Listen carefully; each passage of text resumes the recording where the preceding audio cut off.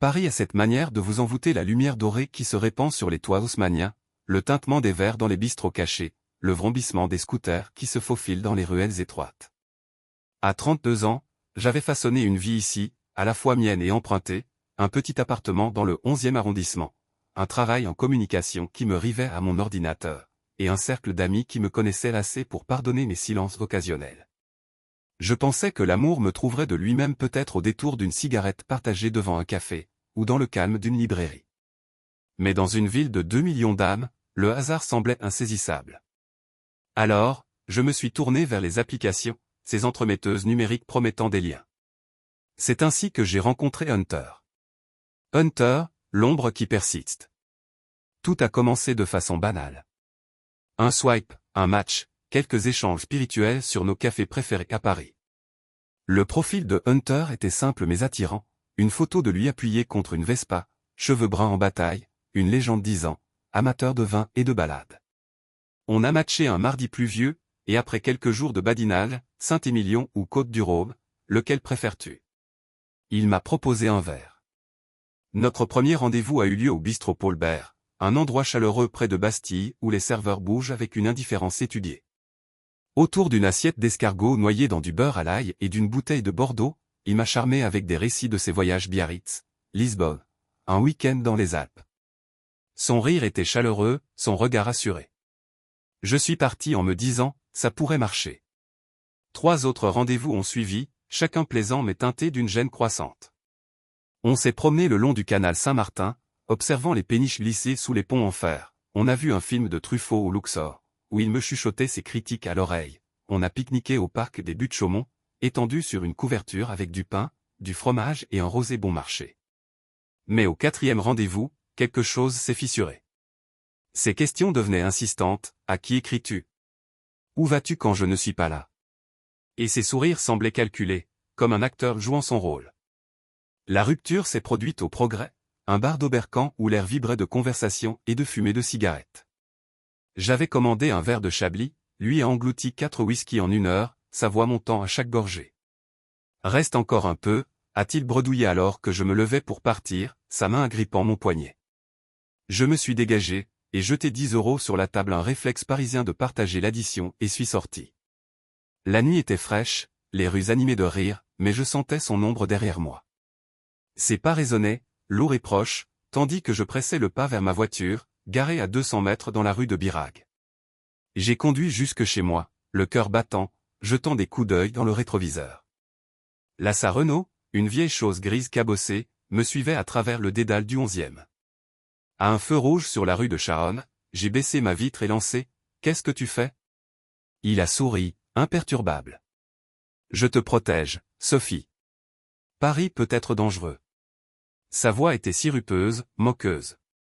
J'ai appuyé sur l'accélérateur, slalomant sur 5 km dans la circulation jusqu'à atteindre la cour de mon immeuble, claquant la grille derrière moi. Le lendemain matin, mon téléphone s'est allumé avec des messages. « Pardon, j'étais saoul.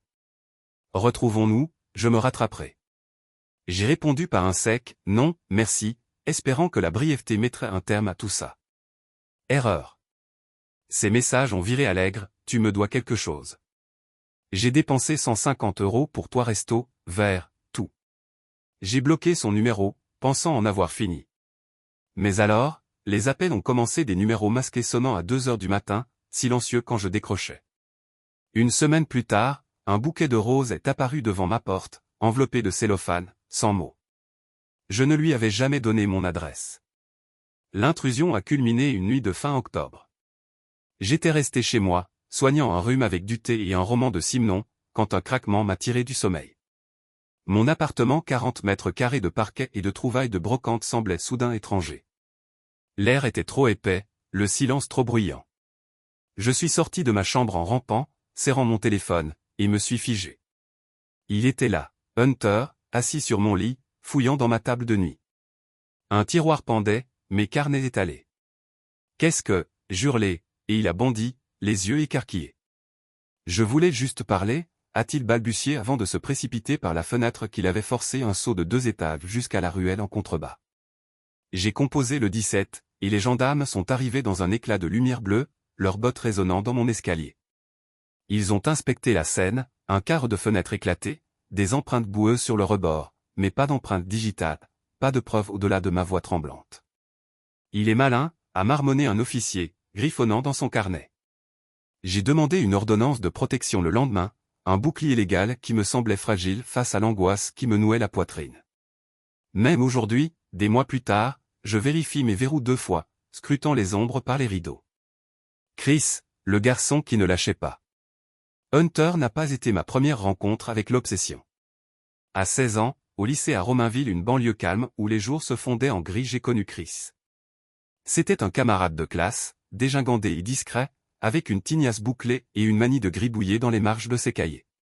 On s'entendait bien, on partageait une table en biologie, échangeait des réponses pendant les interros surprises, mais rien de plus.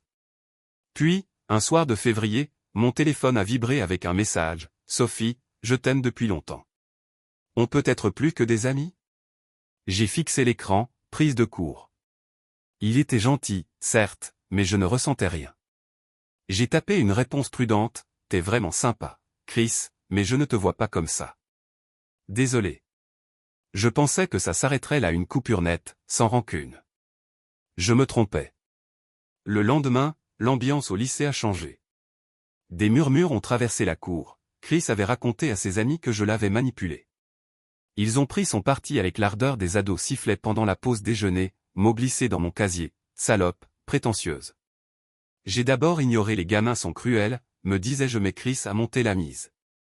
Je le surprenais près de mon arrêt de bus, à 50 mètres des grilles, son téléphone braqué sur moi pour prendre des photos. Une fois, j'ai trouvé une image floue glissée dans mon manuel d'histoire, moi, riant avec des amis à la cantine, inconsciente.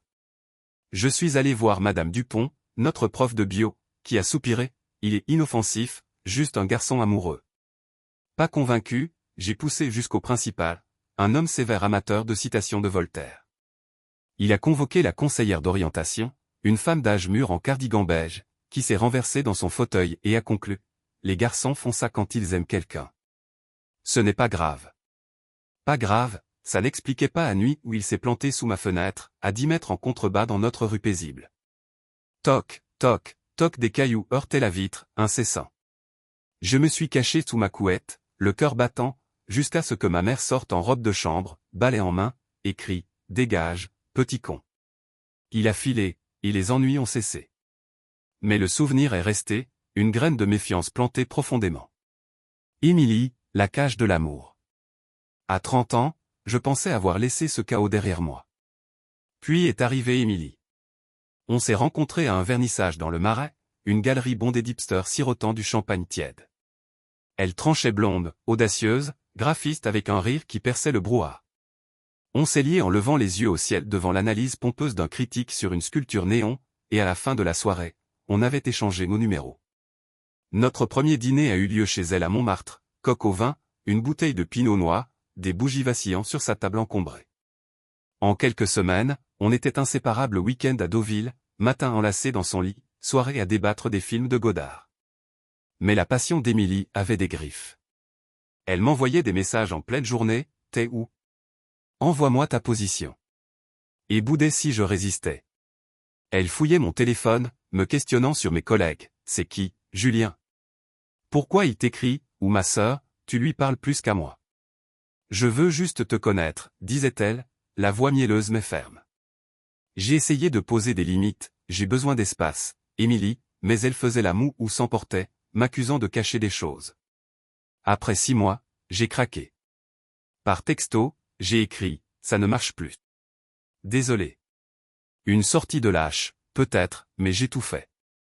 Sa réponse a fusé: « Tu ne me plaques pas comme ça. » Ce soir-là, elle a tambouriné à ma porte, sa voix résonnant dans l'interphone: « Ouvre-moi, Sophie. » On n'a pas fini.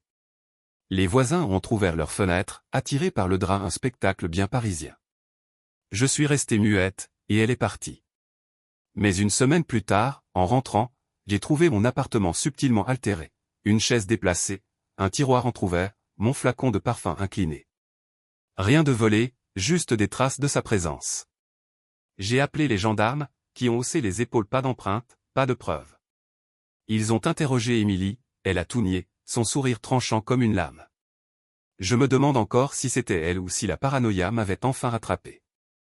Épilogue, le poids de la confiance. Hunter, Chris, Emily, ils ont laissé leur marque, un trio de leçons sur la vigilance. En France, où la liberté est un droit inné et pourtant si facilement violé, j'ai appris à protéger la mienne. Mon appartement arbore désormais une deuxième serrure, une caméra au-dessus de la porte, et les rideaux que je tire chaque soir.